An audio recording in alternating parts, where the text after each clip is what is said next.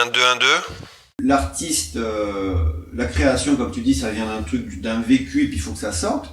Et des fois, il faut que ça sorte sous une forme de piano, musique au clair de lune, ou je sais pas quoi.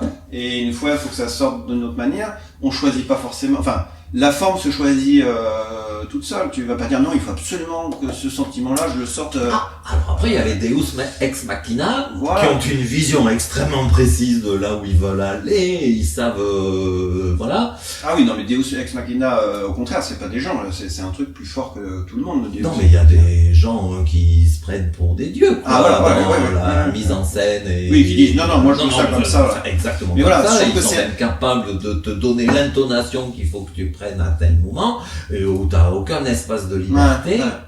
Que tu penses au début quand il y a le carcan qui te tombe dessus, et après, dans ce cadre extrêmement rigide, le miracle de l'acteur, c'est qu'il arrive toujours à se sentir libre et à trouver sa part d'interprétation, tu vois.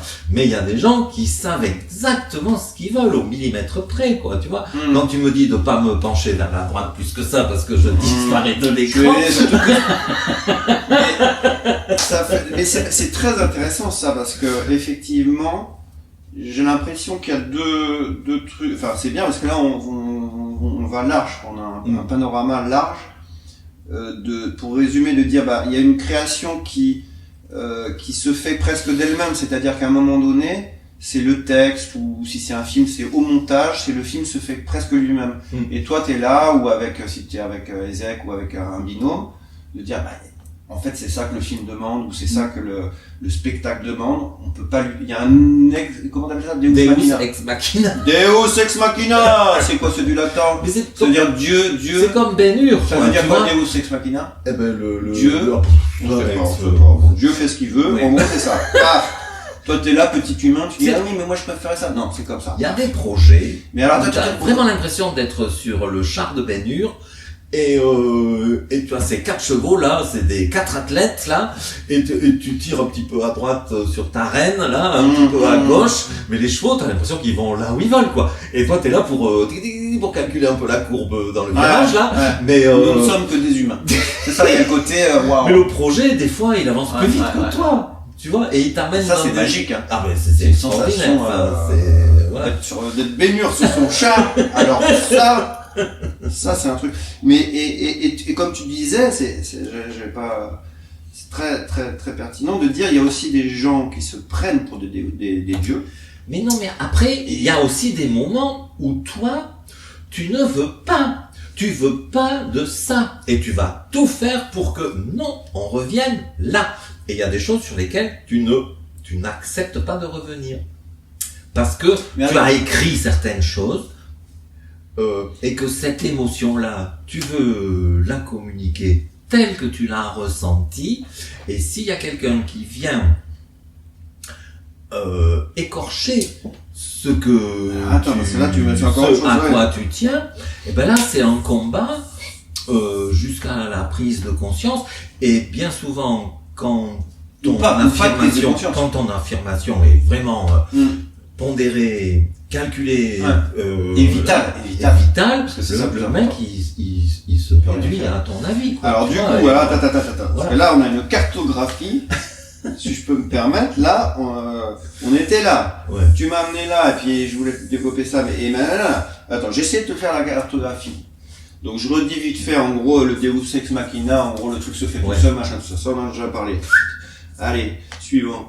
Il y a aussi, quand les gars, ils se prennent pour des dieux, ils disent, ouais, machin, toi, tu vas te mettre là, et puis tu vois, surtout, de petits doigts, tu le relèves un petit peu, parce que sinon, l'émotion, elle passe pas. Donc, les gros malades, qui sont souvent pas facile à gérer humainement.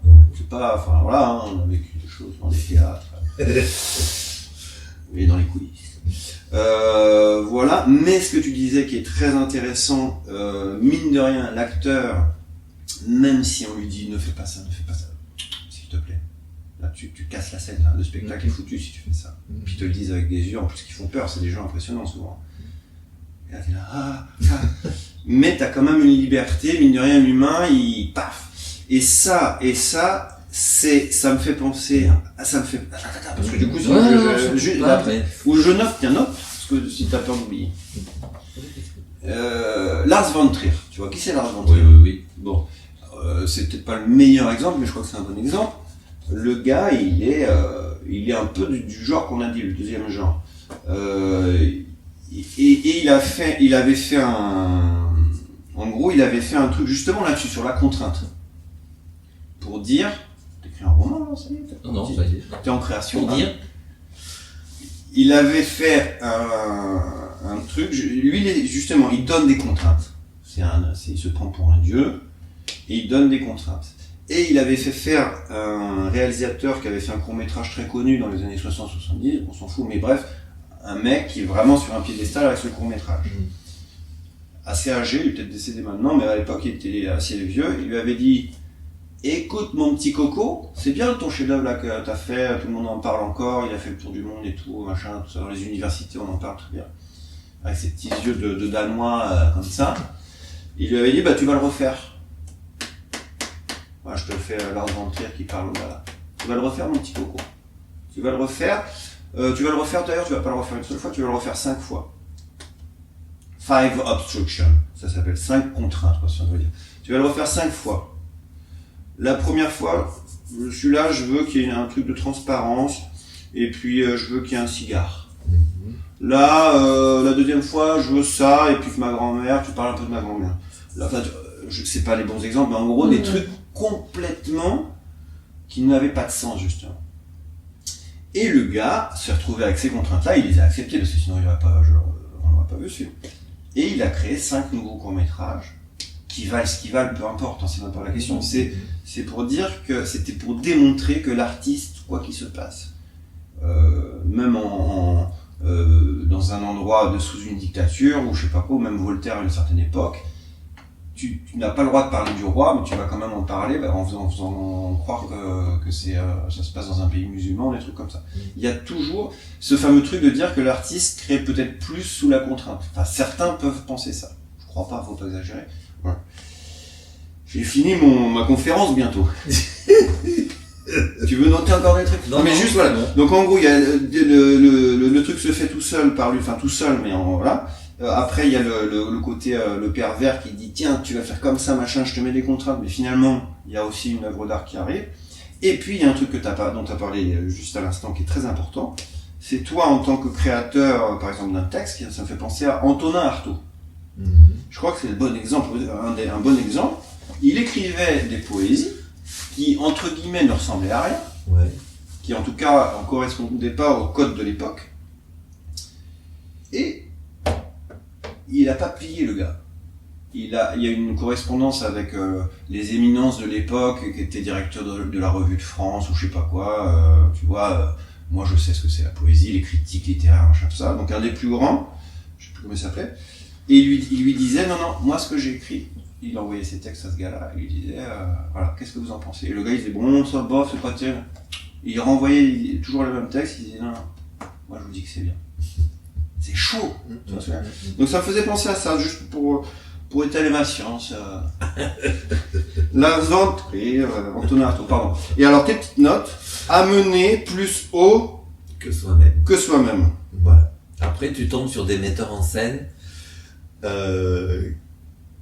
qui ont vu des potentiels chez toi que tu soupçonnais pas et que eux vont arriver à révéler au théâtre et à toi-même. Et ça, voilà, ceux-là, ils sont très très rares, quoi. Ces metteurs en scène qui t'emmènent plus loin que ce que tu aurais pu imaginer, et voilà. Comment ça va j'allais te dire, la première fois par exemple que tu as vécu ça? Ah bah c'était justement dans une pièce de Garcia Lorca, Noces de sang, et où j'étais dans un rôle absolument dramatique, et dans laquelle, moi j'y serais pas allé naturellement sur ce genre de répertoire. Et en plus je jouais le rôle du mari qui devient fou et qui finit par assassiner l'amant de sa femme. Et voilà. Et donc il m'a amené à une scène. Il m'a amené à une scène de folie, vengeresse, mais de folie totale, quoi, où je hurlais et j'étais dans un état absolument second. Et pourtant, j'ai toujours été dans un self-control et très étonnant. Et voilà, et c'est ce metteur en scène qui m'a amené à ce point-là. Et après une scène de désespoir où j'ai fait pleurer toute une salle quand j'entendais les gens se moucher dans leur Kleenex. Et et à l'intérieur, t'as une espèce de jouissance parce que tu restes conscient que tu es un acteur et t'as tout le monde dans la main. Et j'ai trouvé ça par rapport à la comédie où tu déclenches des tempêtes de rire, mais j'ai trouvé ça vachement plus facile, le drame. Oui, c'est ce qui se dit, ouais. Le comique. Et voilà. Et bon, voilà. Mais Donc quand il t'a fait te dépasser, c'est ça que tu disais. Ah ben oui. Et c'était dur pendant les répétitions, parce que ça peut être. Non, c'était un être d'une très grande douceur. Ouais, quand même. Ah, ouais. Parce que c'est ça, faut trouver. Si tu tombes sur un petit pervers qui dit, machin, vous faites comme si, t'es la dernière, machin. Non, voilà. Non, c'était. Au contraire, c'était tout en douceur et en complicité, en confiance. Ouais. Et comment il s'appelait ce gars? Thierry Lutz. Thierry Lutz, bravo, du théâtre Tam Tam à Pau. Voilà, allez-y. Voilà. Ça existe encore le théâtre Je Tam sais Tam pas. à Pau? Je sais pas du tout qu'est-ce qu'ils sont devenus. Pau,